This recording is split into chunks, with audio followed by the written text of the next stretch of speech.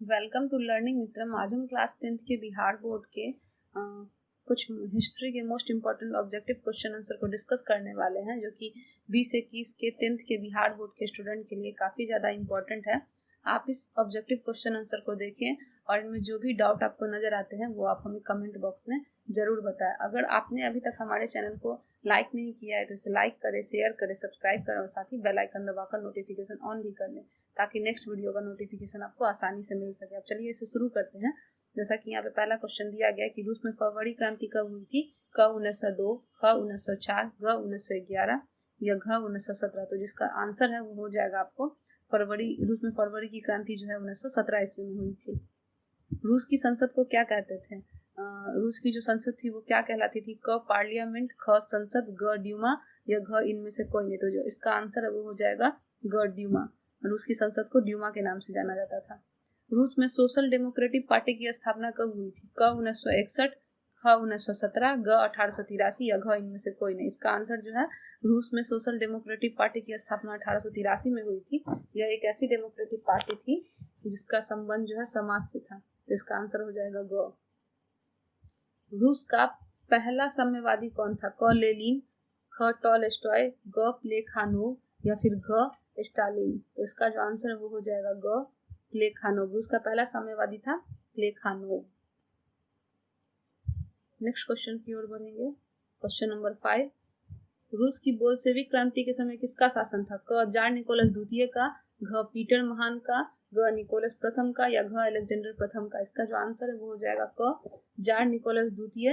रूस की बोल्शेविक क्रांति के समय जार निकोलस द्वितीय का शासन था। क्वेश्चन नंबर 6, रूस को गणतंत्र कब घोषित किया गया?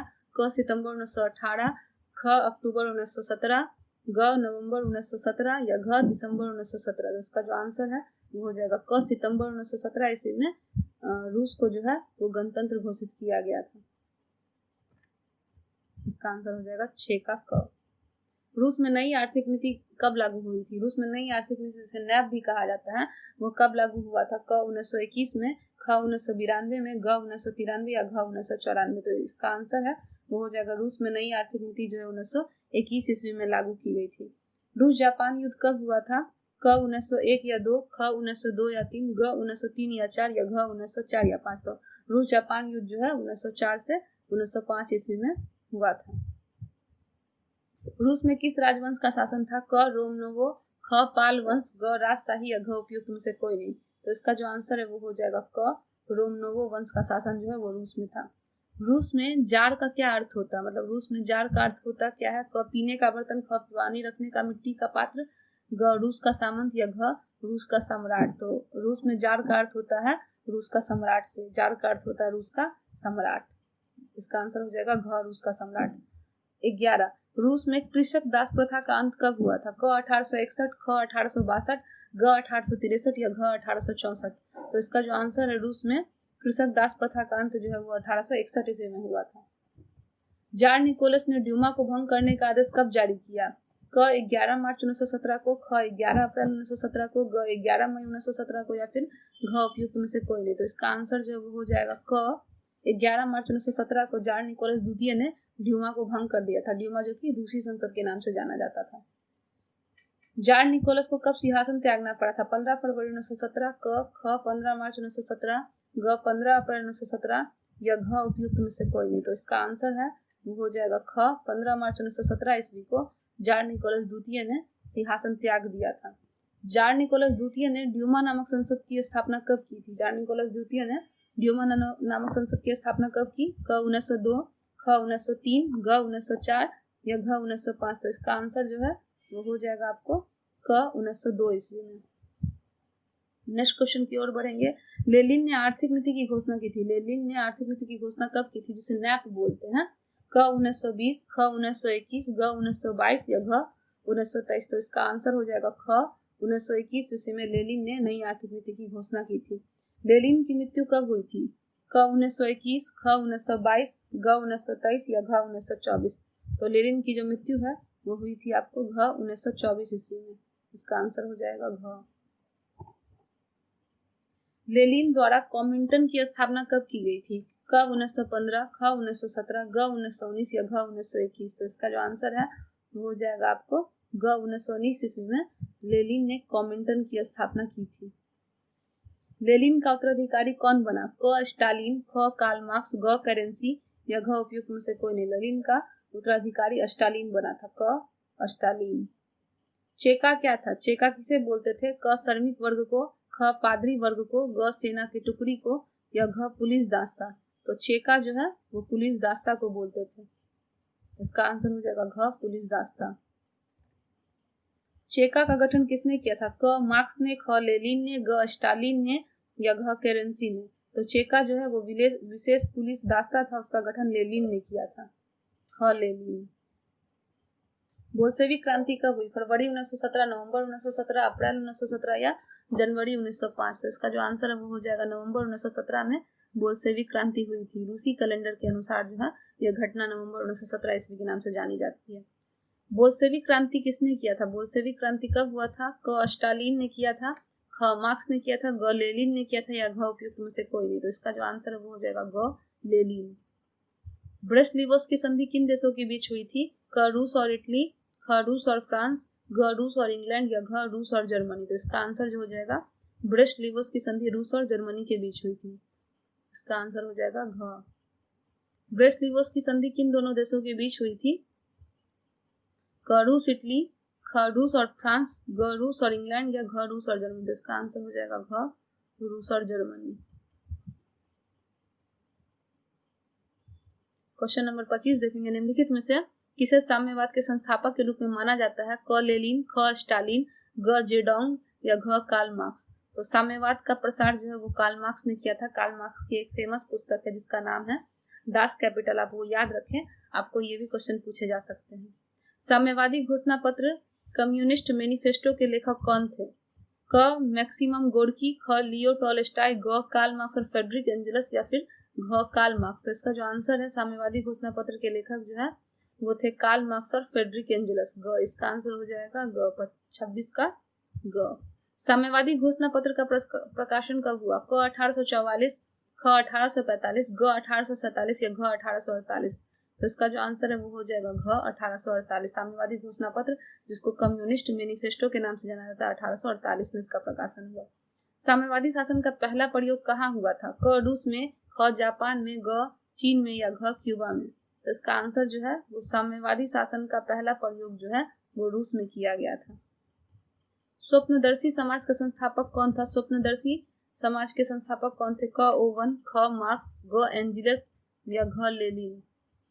इसका आंसर हो जाएगा क ओवन।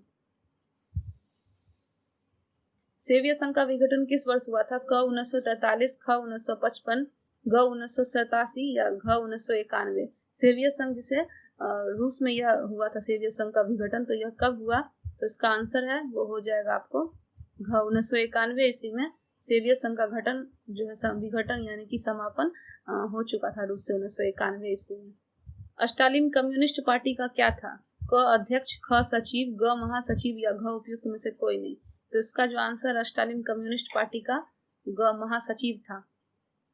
भारतीय कम्युनिस्ट पार्टी की स्थापना किसने की थी? क एम एन रॉय, ख पी एन रॉय, ग पी सी रॉय या घ ए के सेन। तो इसका जो आंसर है भारतीय कम्युनिस्ट पार्टी के संस्थापक वो क एम एन रॉय हो जाएगा। दुनिया के मजदूरों एक हो ऐसा किसने कहा था? क कार्ल मार्क्स, ख लेनिन, ग स्टालिन या घ लियो टॉलस्टॉय। तो दुनिया के मजदूरों एक हो जाओ यह कार्ल मार्क्स ने कहा था, क कार्ल मार्क्स। अंतर्राष्ट्रीय मजदूर दिवस कब मनाया जाता है? ये आप लोग को भी पता है। क 1 मई, ख 5 मई, ग 10 मई या घ 15 मई। इसका आंसर हो जाएगा क 1 मई। किसे समाजवादियों का बाइबल कहा जाता है? अप्रैल थीसिस, सोशल कॉन्ट्रैक्ट को, ग दास कैपिटल को या घ कम्युनिस्ट के मैनिफेस्टो को। तो इसका आंसर हो जाएगा ग दास कैपिटल जो कि कार्ल मार्क्स की रचना है, पुस्तक का नाम है, उसे साम्यवादियों की बाइबल कहा जाता है क्योंकि इसमें समाजवादियों के लिए जो है वो वर्ग संघर्ष का इतिहास है। पूंजीवाद का किस तरीके से विरोध किया गया था और समाजवाद को किस तरीके से स्थापित किया गया था, यह दास कैपिटल में लिखा गया, इसलिए इसे समाजवादियों का बाइबल कहा जाता है। और यही नारा दुनिया के मजदूरों एक हो जाओ कार्ल मार्क्स ने दिया था। प्रथम इंटरनेशनल की स्थापना कब और कहाँ हुई थी? क 1864 लंदन में, ख 1865 रूस में, ग 1866 फ्रांस में या घ जर्मनी में 1867 में। तो इसका आंसर जो है वो हो जाएगा क 1864 में लंदन में हुआ था। द्वितीय इंटरनेशनल की स्थापना कब और कहाँ हुई? क 1830 फ्रांस में, ख 1864 लंदन में, ग 1848 पोलैंड में या घ 1889 पेरिस में। तो इसका आंसर जो है वो हो जाएगा घ 1889 पेरिस में। तीसरा इंटरनेशनल की स्थापना कब और कहाँ हुई थी? क 1919 में मॉस्को में, ख 1908 में पेरिस में, ग 1907 लंदन में, घ 1905 पोलैंड में। इसका आंसर हो जाएगा क 1919 में मॉस्को में। भूमि, शांति और रोटी, ये तीनों नारे किसने दिए थे? क लेनिन ने, ख ट्रॉस्की ने, ग स्टालिन ने या घ कार्ल मार्क्स ने। तो इसका आंसर हो जाएगा क लेनिन ने भूमि, शांति और रोटी के नारे दिए थे।